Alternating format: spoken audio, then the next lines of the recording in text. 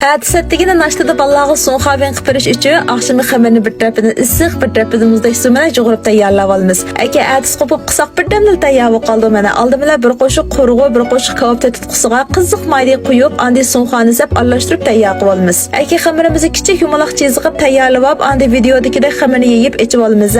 Əgər hər tərəfiga təkcə yeyitimiz mənə. Buni ham ayrım-ayrım yeysaqmı bo'ldi juma? Masalan, yağını ayırım, soğuğanı ayırım, zimalan çeşib qısaqmı bo'layverdi. Mənə başlaq qıldığa olsa qat-qat qaraq chiqdi so'ng'a birimiz-chu. Hammani qayta başda yeyib, aka qozonga chaplaymiz-chu. Nuri ularimiz tabiiy o'g'ashqa aslidami ta'mlikchu, noyaxsizlarmi o'z tamda bir xil kichik qaqlarda qaytib ketgan nonlarni sug'malab yesak bir xil paystatadigan-ku, dal shu tamni topa olaylar. Lozimlar do'y do'kon kirib sotib olsalar bo'ldi-chu. Qozonni yamma qizib tavamini-chu, suzaraq o'ti oldirmay pushirayni qayt-qayt pishmay qolmag'ay-chu.